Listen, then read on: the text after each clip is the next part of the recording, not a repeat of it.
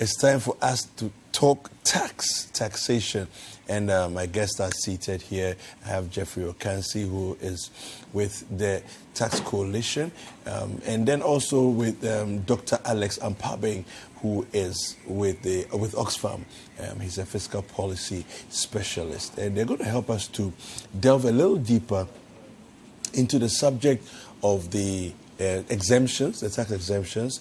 Of course, today is the State of the Nation's address, so we're going to discuss some of the issues related to that. And then, of course, the apart from the tax exemptions, we also have the tax reliefs, and we're going to delve a little deeper. Last time they were here, we talked about tax reliefs and so on, and they're going to take us a look at a different angle and aspect of that. Good morning, gentlemen.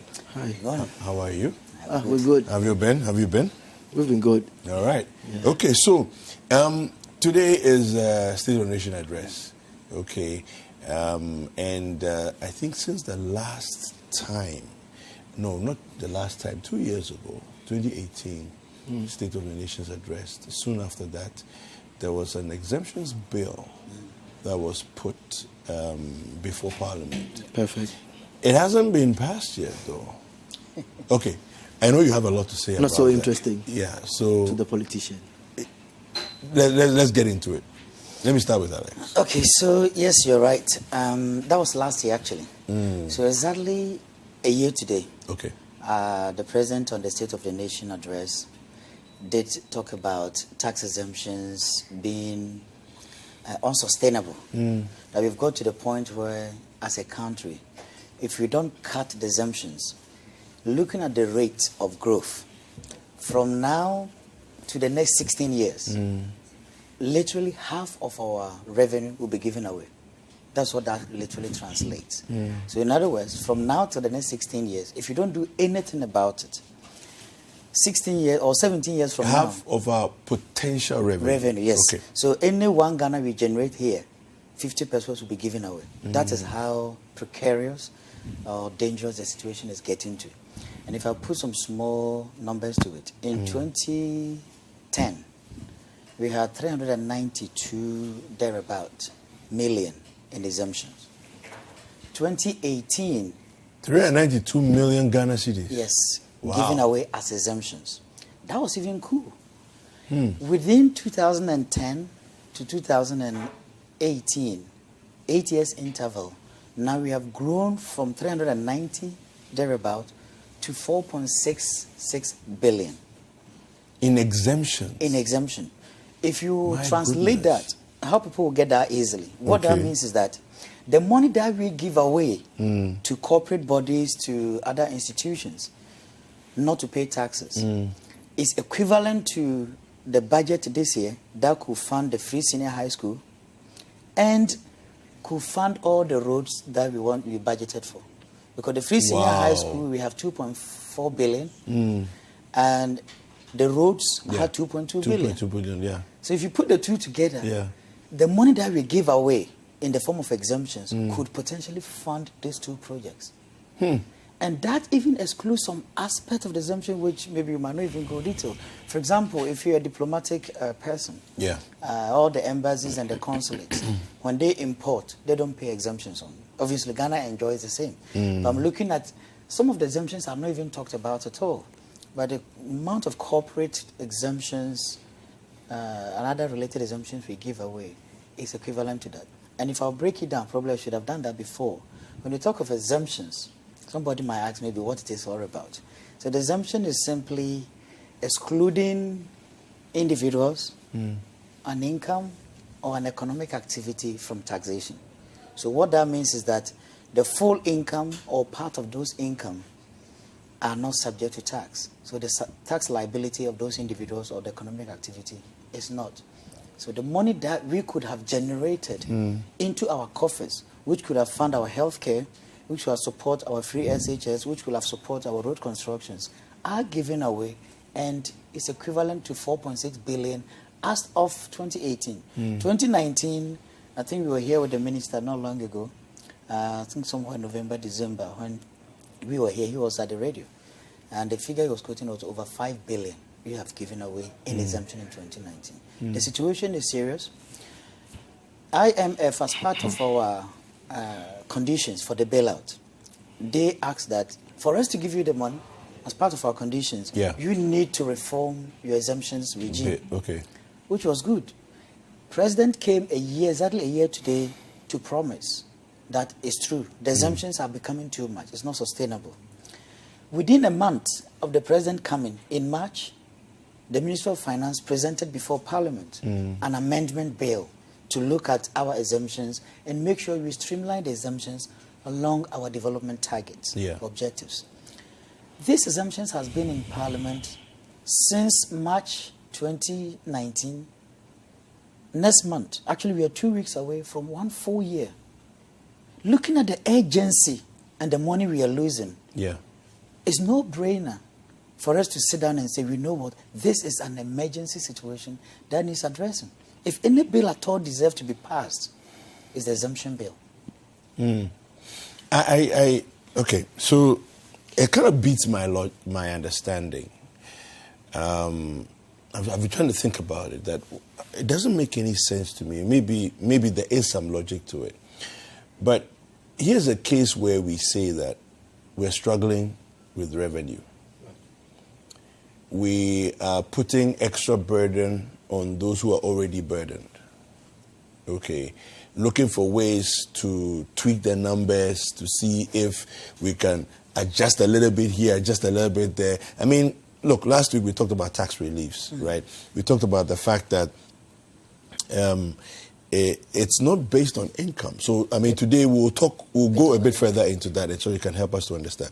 But you're doing tax relief. The reality of the tax relief is that at the end of the day, when the calculation is done, you are getting a relief of what? In real numbers, maybe 60 to 70 Ghana cedis. That's it. That's it. Okay. But you have billions of dollars that you can potentially collect. You're not collecting it. It almost seems like somebody is out of his mind. Geoffrey, what's going on here? See, I'll take you back to the confessions of a rich man, a billionaire, Bill Gates. He says tax regimes have rather made the rich persons more richer. He confessed. Where else do you want to go and get the information from? The man who's benefited from it has come out to say it. And like you rightly said, even the reliefs as we speak actually benefits again the persons who are receiving more cash. Some even have access to the information. They have the boldness to even go to the GRA and then demand for such. And the woman selling tomato or doing the normal business on the streets might not have access to some of this information. She doesn't even know. Exactly. And then falls out. So some of these things my doctor is doing here, it actually gives some other people information to go for it. Now, when you come to the exemptions thing, I ask you, Parliament sits back sometimes in midnight to actually approve contracts that have these fat exemptions in there. And that's why I remember when I just stated here just now that it's not interesting to the politician, I saw some shock on your face. How can it be interesting to him when he stays back to sign contracts that have these huge exemptions in there? And then you go back to the same person to pass a bill that would fight that same agreement that they signed. So it is a tricky situation. But truth is, we are going to make sure we keep our legs on that accelerator and push for them to pass that bill. It is a game changer. It is when you pass that bill that you can control, actually, and then gradually move towards halting that exemptions thing. Look, these companies that are granted the exemptions have even the financial muscle to pay the taxes. They are better placed to pay the taxes. When you grant, the idea of granting exemptions is that these are persons coming to invest, foreign direct investment, to pull more investment into your economy. Now ask yourself, when they have finished producing, how much of that capital, that has come into profits, the income they make, how much of it stays in your country? Then you move into another area where tax avoidance, tax evasion, put those ones aside. When they genuinely operate and they don't avoid taxes, they don't evade taxes, they actually are here. By the exemptions, they have to operate. Yeah. When they make the profit, how much of the profit stays in here? How much of these people are employing? One of the initiatives that came with this exemption is that when they come and create their companies here, they will employ a lot of our people, so we'll get employment. Move into those companies that are getting that huge amount of exemptions and see how many Ghanaians are employed there and how many of them are even in that level of salary grades with the foreign people. But the truth is, look, exemptions, like my brother said, in 2010, I mean, let me pinch my brother a bit. He was saying it was even better. I will tell him like what I told him a few minutes ago. I will see nothing better about something that kills me. 392 million, I'm saying in the past. You know, he fairly said, like, you know, 392 million Ghana cedis in the past. Well, because when you asked, I mean, it was quite lower than. And that's when I look at politicians when they sit on the platform to discuss the corruption perception index, and then how they go like, oh, this one did better than. I feel something. I feel something. I feel the hurt. I get angry. Ghanaians are not angry enough that we sit in a country where we are actually nearly declaring ourselves a highly indebted poor country. We are nearly getting there. And then we sit back, like Doc said, and give away 4.6 billion Ghana cedis to somebody to take because the person is coming to invest in your country. How many Ghanaian companies benefit from this ones? And those who benefit, how many of Ghanaians are benefiting from them? So that if you take from the poor people, how much do you give back to them? You just grant exemptions to all these companies to the tune of 4.6 billion. And then you go back, look who is interested. IMF. The person you go to borrow from. Yeah. I mean, he should be happy because you come and borrow from him and you pay interest. Yeah. But he is even worried. The one you are borrowing from, who is doing business, is worried for you. What a shame. And you sit back and in your clouds, wear suits, and go back and borrow again. Then when you finish borrowing and bring the money in there, then you grant 4.6 billion Ghana cedis exemptions. Look, the tax exemptions bill is in Parliament. It's a bold decision by the President and the Minister of Finance and all the wonderful parliamentarians. They accepted this thing. It's before them. We are pleading with them. They should look through that document and pass it. Let's check exemptions. Look, when we are able to check, one of the things my brother said here wonderfully is that he's even doing the work of other people for them. He's pointed to them the projects that we can fund from those sources. If we are able to check exemptions and keep those monies and let the people, look, create other conditions for people to come and invest in Ghana other than exemptions. There are other things you can do for them. Okay. What's holding the process? Why are they not passing it? What do you think? I think that I know there are processes in Parliament, but sometimes you kind of believe that whether you were actually moving to pass exemptions because it was part of a condition by the IMF, or there was a genuine need as indicated by the President. So this is where we have the challenge. But I'm beginning to believe in the fact that probably with the agency from the President's speech and within 1 month getting the exemption bill out, that to me was very proactive. And at that point I was thinking, right, we are getting somewhere. Yeah. One thing we also need to draw our attention is that exemptions by nature isn't bad. Okay. Tax exemptions are not bad. And everywhere you go, we have exemptions. In the UK, for example, when you have the credit crunch, in 2008, they introduced what they call the annual exempt amount, which companies which invest £250,000 were exempted from certain taxes, all taxes. Or you could claim those amounts in the form of a relief, if you like to call it. They move it to £500,000. And then they brought it back to 50,000. So they were regulating the exemptions based on the movement in the economy. When the economy is getting better, they reduce exemptions. When the economy is going down, they bring in the exemptions to make sure investors are able to invest, create more jobs, and stimulate the economy. In the same way, we do some in Ghana.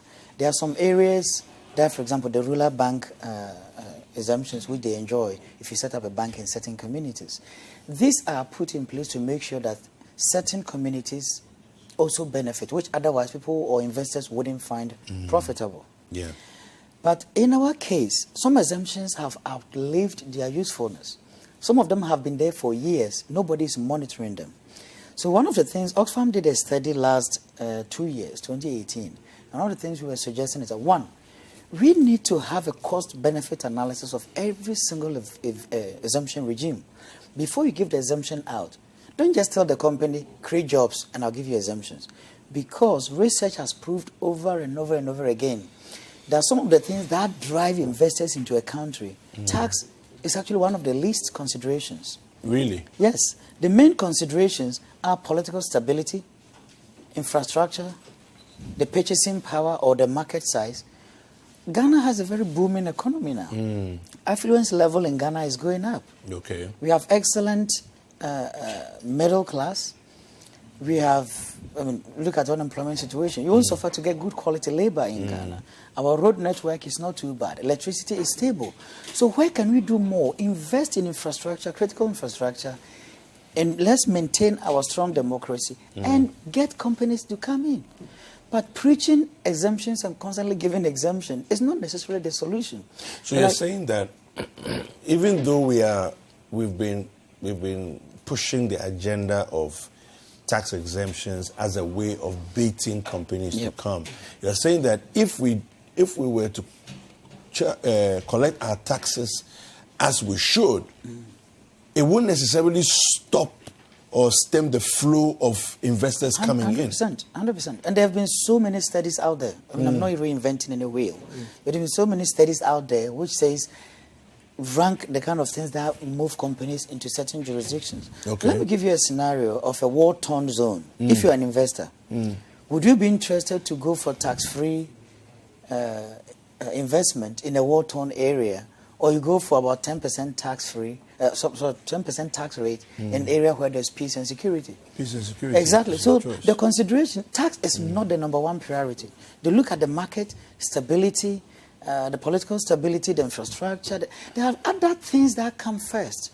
So why can't we put more effort into developing those factors rather than going out and always preaching in, exemptions? I was at Kimpeski Hotel not long ago when they did the Ghana European Summit. Okay. And it was very heartbreaking that most of our political leaders who were there were literally preaching to these Europeans, businesses, to come for exemptions. I was there. I actually asked a question, and the response from the big man who was there at the time was, so I asked them, what are you going to do different this time? Because you're preaching exemptions. We are here fighting against exemptions. And the answer is, we are asking them to come in and create jobs. So coming in and create jobs isn't. Because number one, companies pay taxes on their profit anyway. Yeah. They don't pay taxes, so they don't make profit. Yeah. So let's look at other things that we can use to stimulate the economy.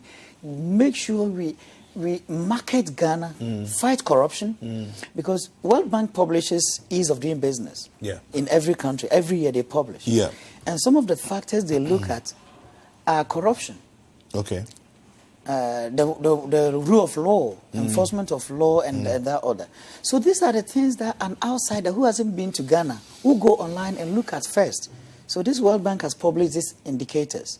Where does Ghana fit for me to make up my decision before they even look at what exemptions regimes I will be entitled to? So let's look at tax exemptions or the expenditure as a critical government expenditure, because this is money government has lost, which could have gone otherwise in developing our economy. So please, you go to the point where we need to attach agency. Yeah. We can't be sitting here always asking even Kelewele sellers to be paying taxes when the big corporate giants are literally paying nothing. Yeah. There are some big companies paying nothing. Go to the free zones. So it's been abused. For the uninitiated or the those who don't know, taxes are only paid on profits declared. Absolutely. For corporate. For corporate. For corporate. Corporate don't pay presumptive tax. Okay. Predominantly. They pay based on their profits. Okay. So really, there is no... now I think I understand a bit better that there isn't an issue of paying taxes if you are not yet making profit. And most of them declare losses. How come they declare losses? Why do you think they declare losses? Well, perhaps they're making losses. Well, you see. So truth is, those who are supposed to pay are doing everything possible to increase their cost of operation and then also to avoid taxes. Okay, we're saying, like my brother is saying, it will be calculated on how much you've made anyway. You are in here. What are they doing? They are coming here for our raw materials. Yeah. Okay? You think they would have come here if our cocoa was poor? You think they would come here if our gold was not quality? You think they would come here if our bauxite and other minerals were not in good shape? They are here to make business. Look, there's a third eye I'll add to it. Some of us now are thinking people in here are making profits from it. From the fact that... From the exemptions. Okay. People in here are making profits from it. Okay, so... And I'm saying this because... Which group of people, which category of people would you be looking at? Good.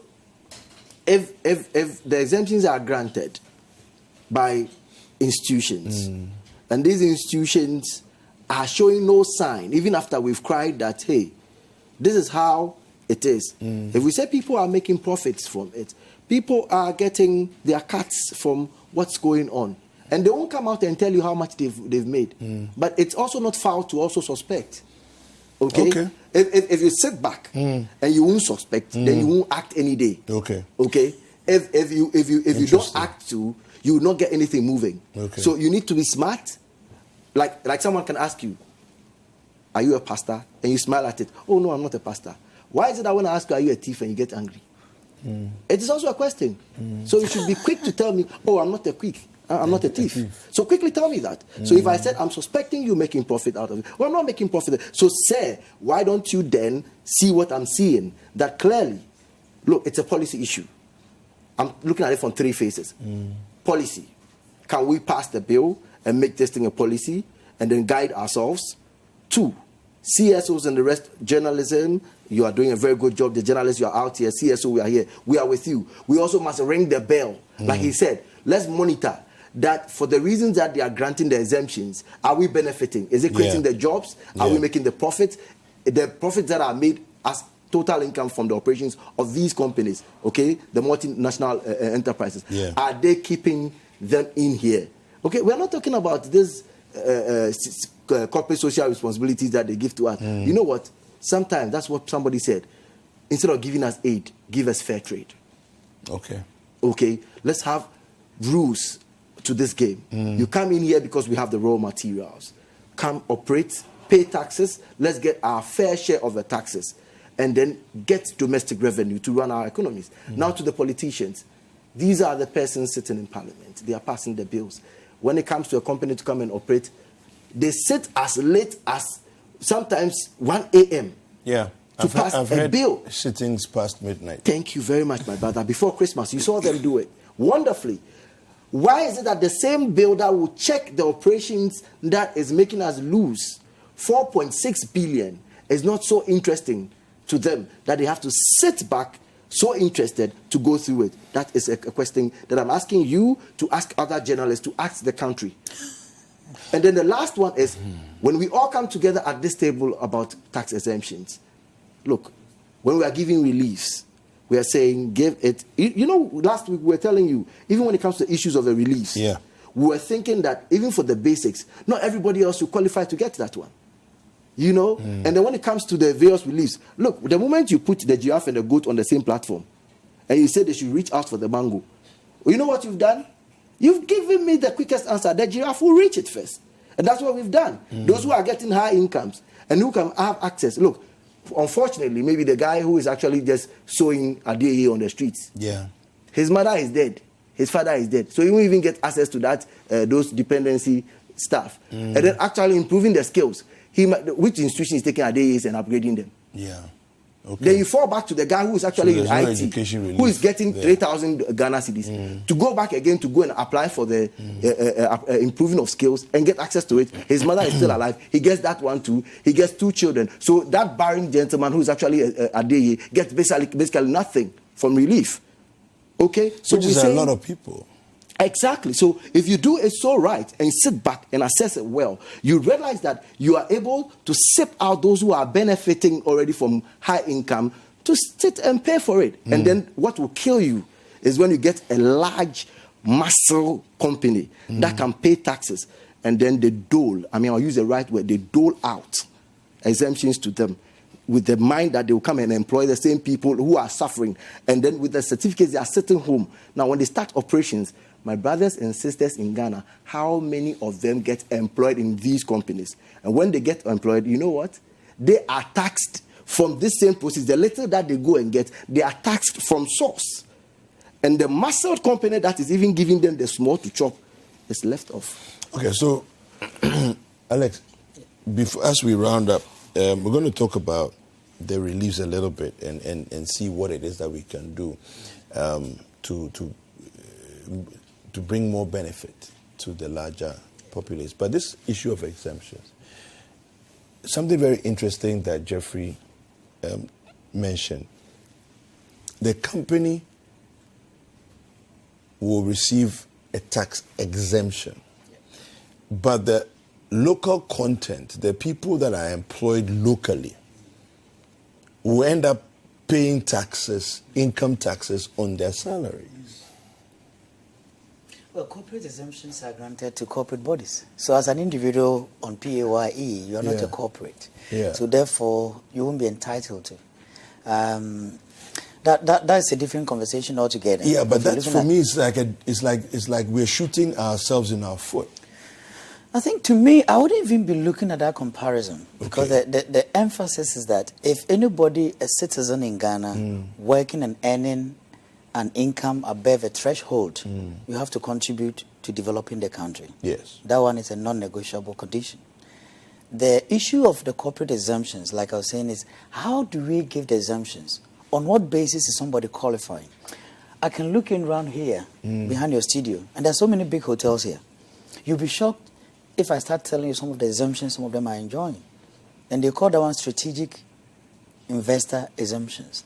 What is so strategic about those buildings around here? Well, of course, if there are third parties benefiting, then it's strategic. So there are a few things within our exemptions which to me should start with. One, before we give exemptions, because it's in our constitution, let Parliament be the only body to scrutinize and grant exemptions. Okay. Number two, let's make sure we do detailed cost-benefit analysis of every single exemption before we give it out. Number three, let's report on the exemptions annually. So just like the finance minister report on our income and expenditure, let's do the same thing for the exemptions. So at the end of the year, what exemption did we give away? Yeah. How much are they worth? Yeah. What did it bring to Ghana? Do we need to continue?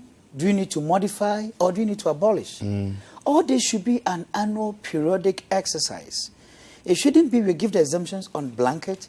They can run for 20 years, 15 years, and nobody is monitoring. We need a proper exemption register where we can monitor every single exemptions, cost-benefit analysis, who is behind it, who is getting what, and what returns are we getting as a country.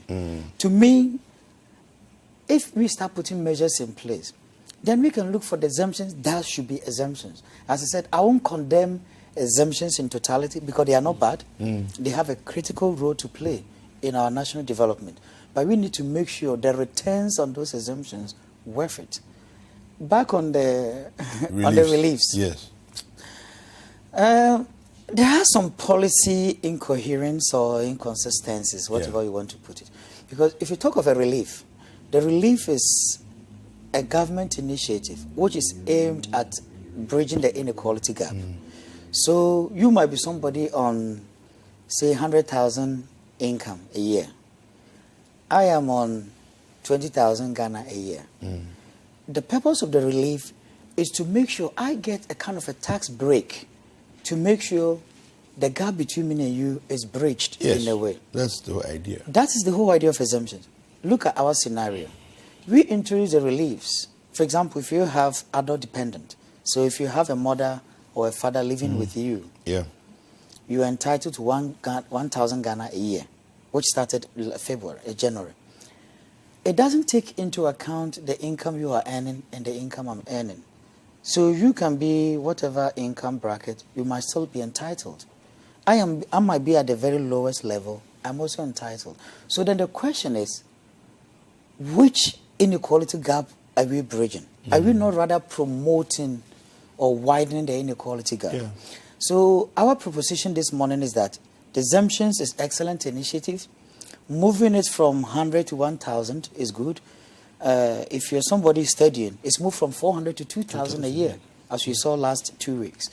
If you're somebody with children in school, it used to be 200, now it's 600 per child. Yeah. You can claim up to 3 kids, 1,800 a year. You put it all together, this is a huge, beautiful, bold step taken by the government. But the reason why the impact to me is almost close to nothing is because, one, everybody is entitled. We need to call a relief to make sure the very poor that will benefit are the only people entitled to claim. That's the first bracket. Number 2, you remember you were demonstrating last 2 weeks on the, I'm sure those who didn't watch can watch on the YouTube or Citi Tube. Yeah, we have. You have the gap between the income brackets at the bottom, very low. Yes. So you have only 319 a year. Any income above that. Yeah. So if you get 320, Yeah. your first 319 is tax-free. The one Ghana will be taxed at 5%. So the point I'm trying to make is that the exemptions, the impact is almost zero. Yeah. Because the concentration at the bottom of our tax base is too much. If we can lift the tax base, for example, saying 319, the tax-free, to about 700 Ghana, then most people who have to feel the relief will feel it. Actually feel they will feel it that, okay, this my income is not subject to tax. Okay. So let's lift up the basic band to at least a living wage amount rather than what it is now. And then take the rich people, those on a higher income bracket, anybody earning the 30% or paying 30% tax rate, to me, shouldn't be part of the exemptions. Okay. Part of the relief, including the personal allowance, the 319. Okay, fantastic. Well, I think that he's rightly said that the review of the reliefs is very important, and we have to review it and properly target it to those who actually need it, and those we aim at helping so that we can be able to bridge the gap. Like he rightly said, we'll have to take off some of these persons who are earning more. In the end, from this State of the Nation's address, my little thing, we'll be monitoring him. We're rushing out of your studios now to go and monitor if something will come out around the areas of tax. We are just hoping and expecting to hear a lot of work that is going to be done about the exemptions bill. So all ears for the exemptions bill. And when it's over, myself, Dr. Ampaabeng, and you yourself and the rest of Ghana should be looking out to a better thing around the bill. Thank you very much. We've been speaking to Geoffrey Ocansey, who is a member of the Tax Justice Coalition, and then to Dr. Alex Ampaabeng, who is a fiscal policy specialist with Oxfam. Hi there. I hope you enjoyed the show. Don't forget to subscribe, like, comment, and share with all of your friends. This is Breakfast Daily on Citi TV. Join the Breakfast Daily team Monday through Fridays from 7:30 a.m. to 10. Join us for breakfast daily, only on Citi TV.